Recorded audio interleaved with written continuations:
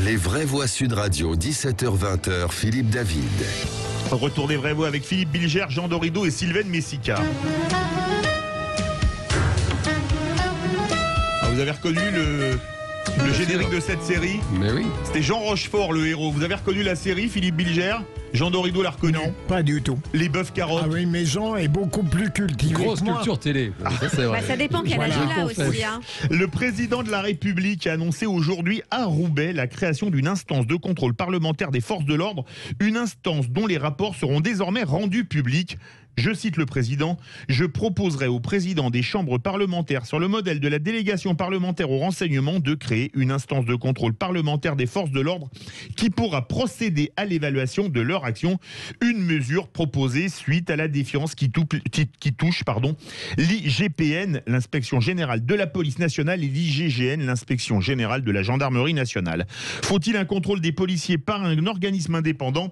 C'est notre grand débat et pour le moment, vous êtes 55,4% à dire oui. Bonsoir Olivier Ourcault. Bonsoir. Vous êtes secrétaire général adjoint du syndicat Alliance Police. Êtes-vous satisfait de cette proposition ? Alors déjà, on peut se satisfaire sur les déclarations du président, parce qu'on avait quelques attentes, mais ça on y reviendra peut-être après. Voilà. Donc, concernant la commission parlementaire qui serait désignée, bon, il existe déjà, vous l'avez dit tout à l'heure, pour le renseignement. Nous, ce qui nous intéresse, c'est que l'IGPN reste rattaché, comme l'IGGN, rattaché aux directeurs généraux, et que ce soit à la tête des policiers qui enquêtent sur des policiers. Ils sont impartiaux, ils rendent des rapports annuels, donc il faudra peut-être modifier parce que au niveau des sanctions et autres, mais il faut rappeler quand même que la police française est la plus contrôlée en Europe. On est la fonction publique la plus sanctionnée, donc le contrôle interne est pour nous bien fait. Donc maintenant il a été décidé, donc on attendra les modalités et les contours de la commission parlementaire, de la délégation parlementaire. Les rapports, ça a été annoncé, vont être publiés, donc ouverts au public. La défenseur des droits avait fait des préconisations. Il faut aussi rappeler que la défenseur des droits a aussi tout le loisir d'actionner certains leviers, notamment sur une plateforme qui a été créée. Il a bien été rappelé aussi que les policiers sont entre guillemets, non pas les victimes un petit peu, ou n'occasionnent pas tant de discrimination que ça ou de violence. Ça a été rappelé. Donc pour nous, on va attendre les annonces officielles, pas maintenant, qui émaneront de la délégation et du Parlement, pour pouvoir encore aller plus loin sur notre vision. Philippe Bilger. Vous connaissez bien l'IGPN?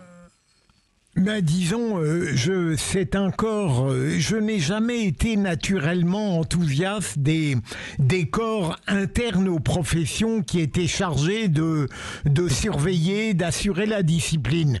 Mais l'IGPN, comme l'a très bien dit notre interlocuteur, Olivier Ourcault, depuis quelque temps a fait d'ailleurs assez souvent un excellent travail, et on a pu constater d'ailleurs que s'il y a eu de la part du parquet beaucoup de classements sans suite, il y a aussi quelques renvois de policiers qui avaient commis des violences illégitimes devant les tribunaux correctionnels.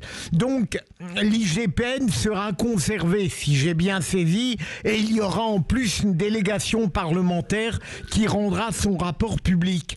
Mais j'espère que l'immixtion du politique dans cette entreprise de contrôle, avec les différents points de vue des politiques et des partis, ne créera pas un trouble partisan qui risque de préjudicier encore davantage à la manifestation de la vérité. Mais encore une fois, je note que le président de la République, après avoir puisé à droite, va reprendre une proposition de gauche de Valérie Rabault, qu'il a dit ce matin dans la matinale de Sud Radio avec Patrick Roger, et pourquoi pas, elle n'est pas mauvaise si elle est mise en application et si elle ne vise pas subtilement de nouveau à mettre en cause les policiers lorsqu'ils sont irréprochables. Olivier Ourcault.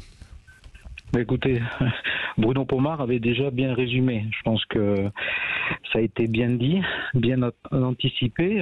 Bon, maintenant, comme je me répète, hein, c'est vrai qu'on va attendre un petit peu les contours, mais il faut absolument pas que les futures présidentielles viennent polluer un petit peu le débat sur le contrôle interne de la police nationale. Il y a une table ronde qui a été faite, il y a eu des intervenants du civil, des gendarmes, des policiers qui ont contribué à sortir un livret sur le contrôle interne, d'où les propositions du président de la République, mais il existe au sein de notre institution, au sein de la police nationale, des conseils de discipline qui se réunissent régulièrement, où des sanctions sont prononcées, sont envoyé au directeur général, qui a délégation de signature du ministre, pour sanctionner à la hauteur des faits commis les fonctionnaires. Donc les sanctions existent. Le rapport IGPN le mentionne. Il y a une quantité de sanctions qui sont prononcées dans ces instances.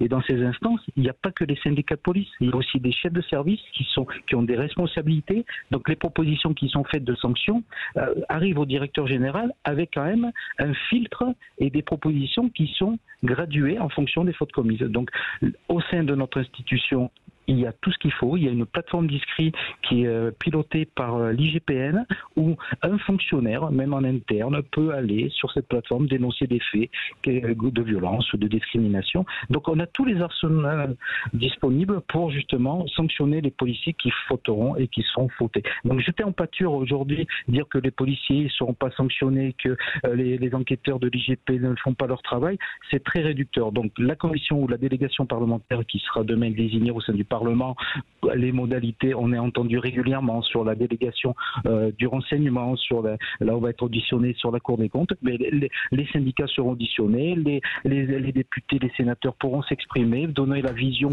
qu'ils auront demain du rapport qui seront communiqués, des rapports qui seront communiqués par l'IGPN et l'IGGN, et on s'apercevra que les deux inspections font leur travail avec impartialité. Sylvaine Messica. Moi, je voudrais dire que dans tout système, en fait, il y a une bonne partie du système qui est forcément vertueux et il peut y avoir une partie du système qui peut tourner en vicieux. Et malheureusement, ça c'est absolument dans tous les systèmes, donc y compris forcément celui dont on parle aujourd'hui. Donc avoir un comité des sages, moi j'appelle ça comme ça, on va dire, au-dessus du comité des sages, c'est un peu ça l'idée. Pourquoi pas? En fait, est-ce que l'idée c'est d'utiliser ce comité en cas de besoin ou de fliquer forcément tout le temps? Mais si c'est en cas de besoin, ça veut dire que ça peut être utile à certaines occasions, notamment quand il y a des bavures ou des problèmes. Olivier Urco. Écoutez, alors fliquer peut-être pas, mais la délégation parlementaire pourra avoir une vision d'ensemble sur les rapports qui lui seront communiqués et pourra dire que sur une année N-1 notamment, parce que je pense que ça va être mis en 2022, donc sur 2021, on verra les sanctions qui ont été prononcées à l'encontre des fonctionnaires de police ou des gendarmes, on verra aussi le nombre d'affaires qui sont suivis par les parquets, parce que les GPN saisit souvent par le parquet pour des affaires judiciaires incriminant des fonctionnaires pour des faits X, mais bien souvent des collègues sont alors soit blanchis, soit quand ils passent au tribunal ou dans les tribunaux pénaux, ils sont blanchis aussi également. Donc c'est vrai, et là cette commission parlementaire s'apercevra, je pense, et parce que là je suis à peu près certain de ce que j'avance, que le travail est fait en toute impartialité et que les bavures policières, comme on les appelait, ou les violences policières qui sont un petit peu réducteurs pour moi, parce qu'aujourd'hui on banalise un petit peu cette sémantique, donc elles sont sanctionnées au sein de notre institution. Donc cette délégation future, donc on y va participer, on va y contribuer. Je pense que ça nous donnera peut-être raison aujourd'hui et demain pour dire que le travail est bien fait par ces enquêteurs qui sont issus des différents corps de la police nationale. Jean Dorido. Oui, non, écoutez, c'est vrai que j'écoute très attentivement, bien sûr, Olivier Urco. Pour ma part, je trouve désespérant cette espèce de vieille manie française de toujours rajouter justement des fameuses couches au millefeuille administratif. J'ai le sentiment, effectivement, que l'IGPN assure sa mission de contrôle et d'inspection, comme son nom l'indique. Il y a des affaires régulièrement qui sortent. On voit, ça a été rappelé tout à l'heure par Bruno Pomar, qu'il y a des tribunaux qui qui jugent des policiers qui n'auraient pas été à la hauteur de leurs fonctions.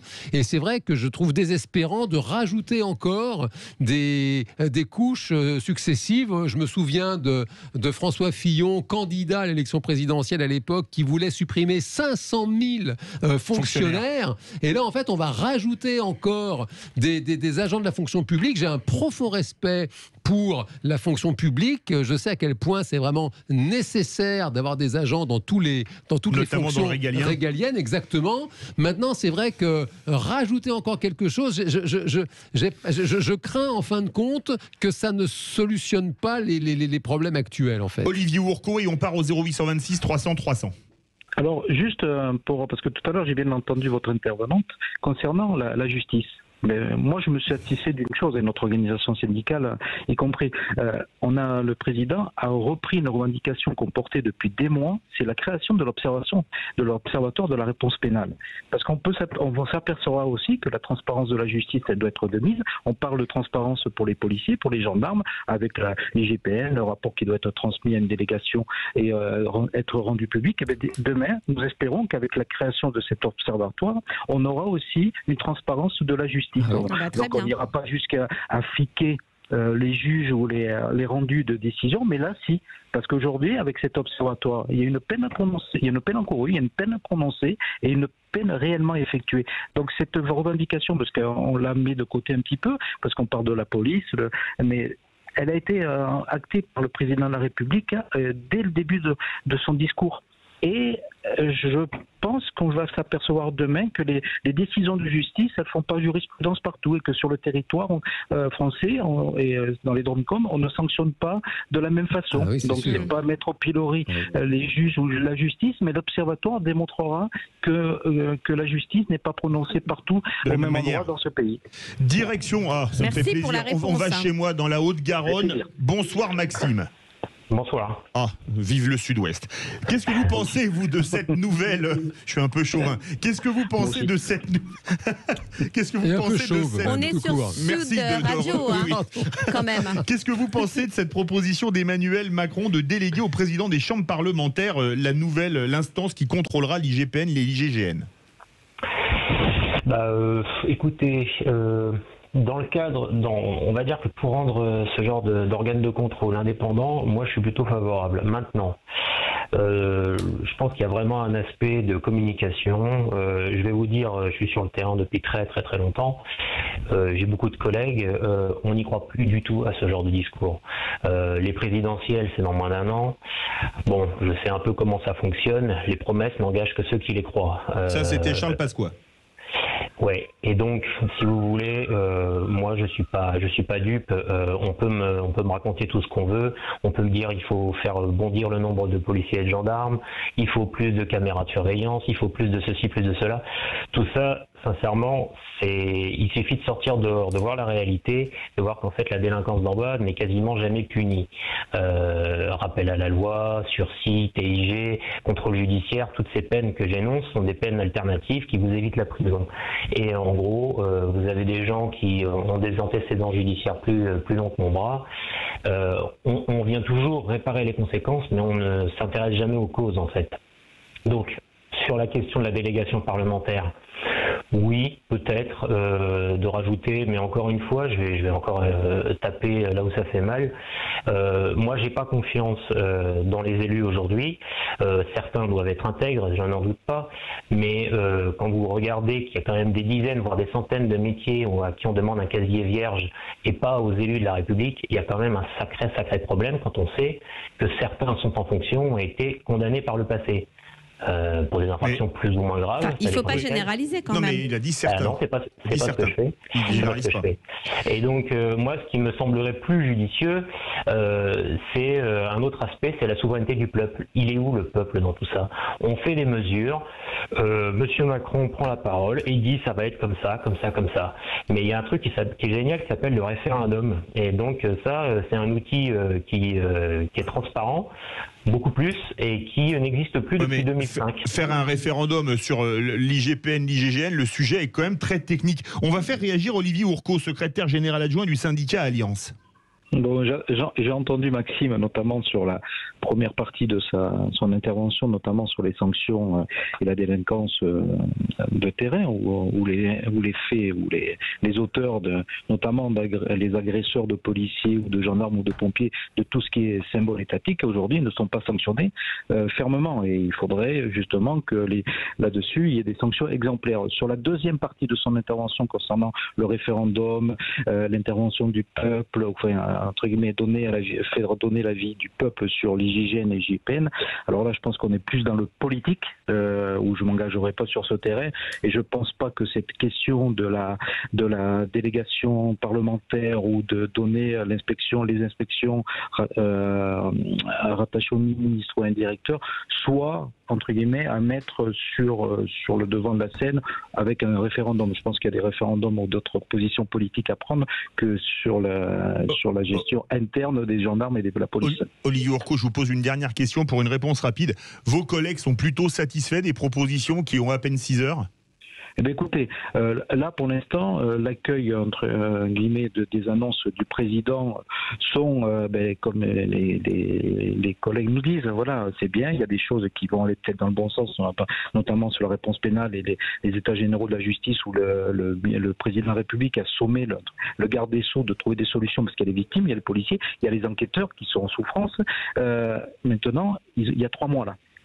On jugera et les policiers jugeront sur les actes, parce qu'il y a des déroulements de carrière, il y a des budgets et 1,5 milliard qui sont mis sur la table, budgétisé dès 2022 500 millions, donc il y a du matériel.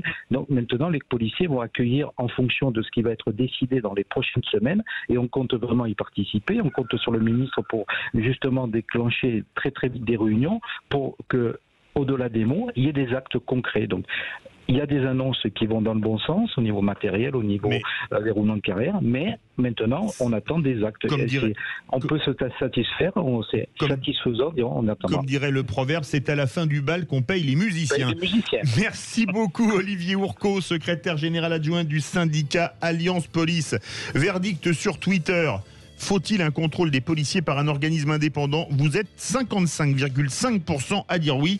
Dans quelques instants, on retrouve Philippe Rossi.